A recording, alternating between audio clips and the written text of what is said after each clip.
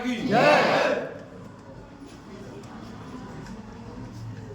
आज के कार्यक्रम के मुख्य अतिथि परम आदरणीय श्री भदौरिया जी, आज के कार्यक्रम के विशिष्ट अतिथि आदरणीय श्याम कुमार गुप्ता जी, आज के कार्यक्रम के विशिष्ट अतिथि परम आदरणीय जनपद सदस्य आदरणीय मानबाबू शर्मा जी,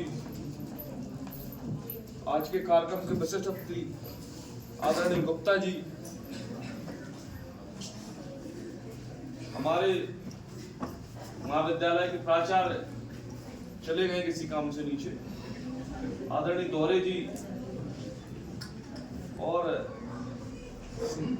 सम्मानित मंच आदरणीय व्याख्याता बंधु भगिनी और साथ ही जन अभियान परिषद के कार्यकर्ता सहयोगी और इस महाविद्यालय के छात्र छात्राएं, जैसा कि विषय है ग्रामोदय से अभ्युदय मध्य प्रदेश, तो हमारा लाहौर भी ग्रामीण परिवेश है और ग्रामीण परिवेश से यहाँ लगभग कई बालक बालिकाएं बैठी हैं। आज भी हम जो गांव में जीवन देखेंगे, सहजता सरलता, वो कहीं ना कहीं शहरों में जाके अपनापन कहीं ना कहीं शहरों में जाके खो जाता है। एक समय था, लंबे समय तक हम गुलाम रहे। पहले भी यहाँ छात्रों के बीच में, बच्चों के बीच में हमने बताया कि पहले तो हम मोहम्मद बिन कासिम के समय से हमारी दास्ता प्रारंभ हुई। सर्वप्रथम विदेशी आक्रांता आया और वह उस समय आया जब हम कहीं ना कहीं जातियों में बंट गया था समाज, और वह आया और पहली लड़ाई वह हमसे हारा, और दूसरी बार जब हम आपस में बंट गए तो वह हम पर उसने शासन किया। इतने लंबे समय के शासन तब से प्रारंभ हुआ और मुगलों को आपने सुना ही होगा, अंग्रेजों को आपने सुना ही होगा, और उसके बाद कुछ व्यवस्थाएं भी ऐसी रही कि कहीं ना कहीं बौद्धिक रूप से, कहीं ना कहीं सांस्कृतिक रूप से हम आजाद नहीं हो पाए। तो जो हमारा जो संस्कृति है ग्रामीण आधारित, उस पर बड़ा कुठाराघात हुआ।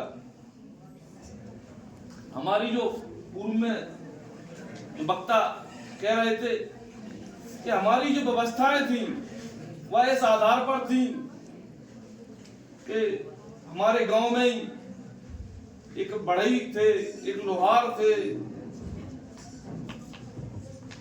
सारे यानी जितने भी कार्य हमें दैनिक आवश्यकता के होते थे हम अपने गांव में ही पूरे कर लेते थे।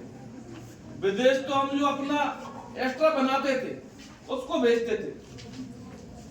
तो जब ऐसी स्थिति थी तो हमारा स्वर्ण काल कहा जाता है। मैं अपने पूर्णकालिक जीवन में बेटा सोच के बोलता हूँ, पढ़ता हूँ, सुनो तो ज्यादा अच्छा लगेगा। मैं अपने पूर्णकालिक जीवन में एक बार शिवपुरी गया, ट्रेन से गया, स्टेशन पे कुछ देर इंतजार करना पड़ा,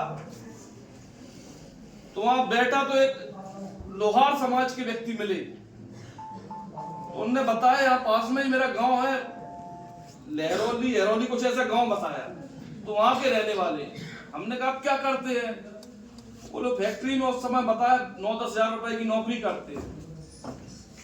बताया अपना पास्ट बताया तो उन्होंने बोले हम बड़े संपन्न लोग थे, यहाँ हमारे 1-2 गांव हैं और वहां कहीं लोहा निकलता था पहाड़ियों में, उससे लोहा निकालते थे और यहाँ बनाते थे और यहाँ आसपास देते थे। एक बड़े ही समृद्ध और मजबूत परिवार का उन्होंने हमें इतिहास बताया। मैंने कहा फिर ये ऐसी स्थिति कैसे आई? तो बोले जब इस देश में अंग्रेज आए तो उन्होंने हमसे सामान तो निकलवाया, किंतु जो कच्चा सामान से रहता था, कच्चा लोहा, वो निकलवाया, किंतु अपनी फैक्ट्रियों में ले गए और वहां से बनाया, हमारा रोजगार खत्म कर दिया। और बदले में हमें क्या दिया? सामाजिक व्यवस्थाओं की तोड़। जो हमारी शक्ति हुआ करती थी उस समय के गांव में, सभी समाज के लोग रहते थे और वह सब काम करते थे, उस काम से हम सबको रोजगार मिलता था। तो हमें क्या दिया उनने? बेरोजगारी, और आपस में जो आज भी हम इसको झेल रहे हैं। कहीं ना कहीं आप देखते हैं फेसबुक पे जब से ये आ गया है तो, और इस पे इंस्टाग्राम या क्या क्या है, इन सब पर देखते रहते हैं, वो कहते हैं हम श्रेष्ठ, हम श्रेष्ठ। जबकि हमारे देश में श्रेष्ठता तो ईश्वर के लिए दी गई है और तो सब उसके अंश मात्र है, ऐसा लिखा है। तो वह स्थिति खड़ी थी। तो वहां से गांव से हमने सोचा और समझा, तो वहीं पास में शिवपुरी के चंदेरी एक स्थान है, वहां साड़ियां बनाई जाती थी, बुनकर थे वहां के। तो हम सबको वहां खत्म किया गया। उसके बाद जो मैंने कहा कि कहीं ना कहीं हम सांस्कृतिक को वैचारिक रूप से गुलाम बने ही रहे, उसके बाद जब समय आया, हम आजाद हुए, लेकिन कहीं ना कहीं हम बुद्धिजीवी मनीषी यहाँ बैठे हुए हैं, यहाँ व्याख्याता लोग बैठे हैं जो बुद्धिजीवी और मनीषी है। हमारे यहाँ कहा गुरु ब्रह्मा गुरु विष्णु गुरु देवो महेश्वरा गुरु साक्षात परम ब्रह्म तस्मै श्री गुरुवे नमः। तो ऐसे मनीषी बैठे हुए हैं यहाँ। तो आप पढ़ते होंगे, देखते होंगे, जब हम आजाद हुए तो आजादी के बाद क्यों व्यवस्थाएं पुनः नहीं लाई गई? कहीं ना कहीं ऐसा समझ में आता कि कुछ लोगों को सत्ता और पद पर बैठने का इतना जल्दी थी कि समझौते बनाकर, इस तरह के समझौते बनाकर के आप देश छोड़ के तो जा रहे हैं, किंतु सरकार आपके आधार पर ही चलाएंगे और लंबे समय तक हम वहां गुलाम रहे। वह सारी व्यवस्था हमने देखी और स्थिति ये बनी कि कहीं ना कहीं गांव और शहरों में दूरियां खड़ी हो गई। गांव और शहरों में दूरियां कैसी हो गई कि शिक्षा की व्यवस्था जो गुरुकुल के माध्यम से, गांव तो छोड़ो, जंगलों से शिक्षा लेते थे, हमारे गुरु जंगलों में भी रहते थे, वहां गुरुकुल बनाते थे, वहां से शिक्षा देते थे। तो बच्चों को शिक्षा लाड़ जैसे स्थान पर भी मिलना कठिन हो गई। एक बहुत बड़ी समस्या खड़ी हुई कि हम गांव में रहेंगे तो रोजगार क्या होगा। तो एक बड़ा आंदोलन चलाते हैं, सारे समाज के लोग बैठे होंगे। नाइयों से कहा गया था अपना काम नहीं करना, एक सोची समझी कम्युनिस्ट सोच, जो हमें गुलाम बना के, हमें गुलाम बना, जिनने गुलाम बनाया था आपस में बांट के, वही लोगों ने फिर पुनः वही स्थिति बनाई। उन्होंने कहा अपना जो काम है वह घृणित है, जिससे हमारे पूर्वजों को रोजगार मिलता रहा, जिसमें आज बी और बीटेक करा के वो कहते हैं कि हमने 5 लाख 10 लाख रुपए लेके आपको इंजीनियर बना दिया।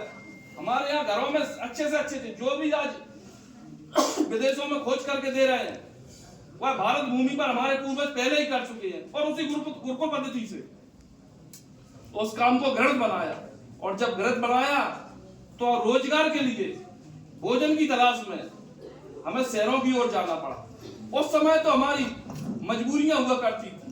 गांव में रोजगार नहीं थे, गांव में बिजली नहीं थी, गांव में संचार के साधन नहीं थे, गांव में शिक्षा नहीं थी। आज क्या है? आज हम देख सकते हैं गांव में बिजली ऐसा कोई गांव है या कोई बच्चा बैठा हो जिसके गांव में बिजली ना हो? बताओ बेटा बच्चों, ऐसा कोई गांव नहीं बचा। संचार के साधन हम अपने साथ में जेब में लेकर चलते हैं, मोबाइल। ऐसा कोई संचार का साधन नहीं है जो गांव तक सीमित ना हो। एक आध गांव कोई रह गया हो तो रह गया हो। शिक्षा भी, अभी एक मेहोना का लड़का पिछली बार मुझे सम्मान समारोह में अतिथि के रूप में बुलाया था, उनने, मेहोना का लड़का था, उसने एनडीए निकाला। उसने कहा हमारे दोस्त का भांजा था, तो पास में बैठ के बात भी हुई। बाद में तो उन्होंने कहा कि मामा जी हम एक कमरे में, हमने कहा जितना आप वहां खर्च करोगे हमें एक कमरा अच्छा बनवा दो। उसमें बैठ के इंटरनेट के माध्यम से पढ़ाई की और मैंने एनडीए का टेस्ट निकाला। तो आज गांव-गांव तक शिक्षा ले सकते हैं हमें अगर संकल्प है। जैसा कि पूर्व वक्ताओं ने बताया, प्रतिभा तो ये बात कई बार हम सिद्ध कर चुके हैं कि दुनिया की सबसे अच्छी ब्रीड भारत के लोग ही हैं। तो हमारी आईक्यू या हमारी योग्यता पर तो कोई प्रश्न चिन्ह कर ही नहीं सकता।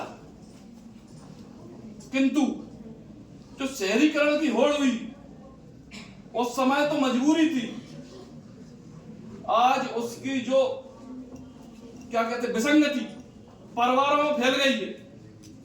परिवार केवल इसलिए शहरों में जा रहे हैं, कहीं हमारी बच्चियां बैठी होंगी, महिलाएं बैठी होंगी, देखने को मिलता। उन्होंने कहा कि शहर में चले जाएंगे तो अपने पति और अपना बच्चा और खुद के लिए बनाना पड़ेगा, स्वतंत्रता रहेगी। ये भूल जाती है कि संयुक्त परिवार में अगर एक आप समस्या मान लो कि हमें थोड़ा उनका सहयोग करना पड़ता है, तो उनके सहयोग कितने होते हैं, वो बच्चे कैसे बड़े हो जाते हैं पता ही नहीं चलता। जो हम डॉक्टरों के पास बच्चे बड़े होने में छोटे छोटे में जाते, जुकाम हो गई, सर्दी हो गई, दादी नानी कब उनका इलाज कर देती हैं पता ही नहीं चलता। जो नैतिक शिक्षा हमारे कोर्सों से खत्म हो गई है, दादी नानी दादा नाना कब सिखा देते हैं। जो एक बच्चे पर माँ बाप का प्रेम रहता है, लेकिन एक डर है, अनुशासन चाचा जी का कब बना रहता है उसको, उसके काका का, और वह कितना कामगार होता है वह हम भूल जाते हैं। तो इस तरह हमारे परिवार आज 100 को बस टूट रहे हैं, और वह टूटने के कारण बच्चों निवेदन है, थोड़ा 2 मिनट और सुन लें। उसके टूटने के कारण हम अब क्या कर रहे हैं, तो हम जब शहर में जाएंगे तो वहां पे 2 कमरे में रहेंगे, वहां पेड़ पौधा नहीं होगा। तो अभी हम सब जानते हैं, इससे कौन नहीं जानता कि दातुन टूथपेस्ट से अच्छी होती है। ऐसा कोई है जो टूथपेस्ट को अच्छा मानता हो? सब जानते हैं कि दातुन अच्छी होती है, लेकिन दातुन मिलेगी क्यों? हमने अपना बहुत बड़ा घर छोड़ के 2 कमरे के घर में आ गए, 5 किलोमीटर तक दातुन नहीं मिलती। ऐसी कई चीजें, जो तो एक उदाहरण हो गया। हम किस पे आधारित हो गए?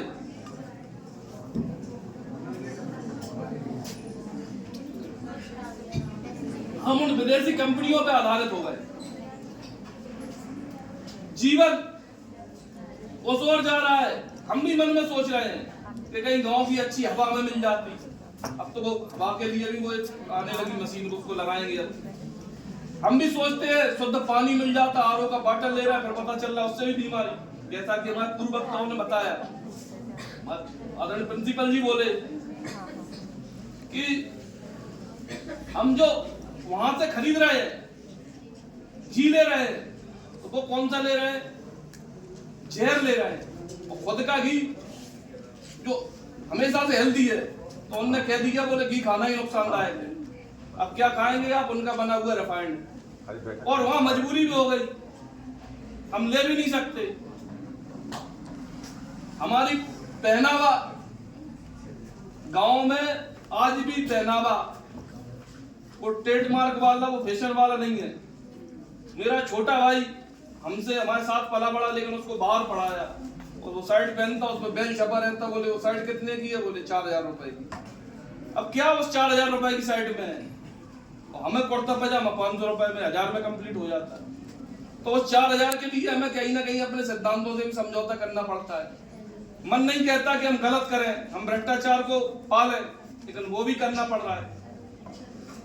तो जड़ कहाँ है? जड़ वही है, हम गांव से कट रहे हैं। इसीलिए जो इसका मूल है वह है गांव में, गांव को मजबूत बनाना, गांव को सशक्त बनाना। जैसा कि पहले बताया कि हम जूते बाहर की कंपनी से खरीदेंगे, वो 10,000 के आएंगे, यहाँ मिलेगा वो 2,000, यानी 2,500 बन जाएगा। इसी तरह अब बड़ी बड़ी चीजें आ गई, तो हम अगर प्रयास करेंगे और शिक्षा की व्यवस्था मन में ध्येय होगा और हम सोचेंगे कि हमें पढ़ना है, लिखना है और कुछ सीखना है, तो एकलव्य के विषय में सुना होगा आप सबने। तो जब एकलव्य मूर्ति तो सीख सकते हैं तो हमारे पास तो सब है, पर हम क्यों, चाइना 30 साल पहले हमसे कमजोर स्थिति में था, आज उस चीन की स्थिति जो हो गई है कि वह अमेरिका से भी सुनते हैं कि आगे हो रहा है, और हमारा पर इसी में लगे हैं कि हम ऊंचे हो गए, वो नीचे हो गए, हम श्रेष्ठ हो गए, बहुत श्रेष्ठ हो गए। तो कहीं ना कहीं कब तक इस गलत मानसिकता में लगे रहेंगे।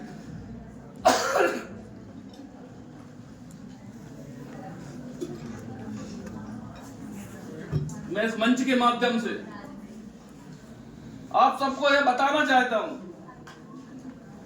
कि जिस विषय को लेकर जन अभियान परिषद समाज में काम कर रहा है, एक एक विषय आप ले लो, वृक्षारोपण है, स्वदेशी पे बात ही हुई, एक एक विषय वृक्षारोपण, आपके आसपास जितने वृक्ष होंगे उतनी दवाएं हैं आपके पास, और अब तो आपको पढ़ना भी नहीं, आपको रील देखते उसमें ही बता देते हो, 2 बार 4 बार देखोगे बता देंगे। तो हम उससे दूरी, हम वृक्ष को काटने के लिए कैसे, जहां हमारे यहाँ आज अमेरिका कह रहा है कि वृक्षारोपण, वृक्षों को रखो, पौधे लगाओ।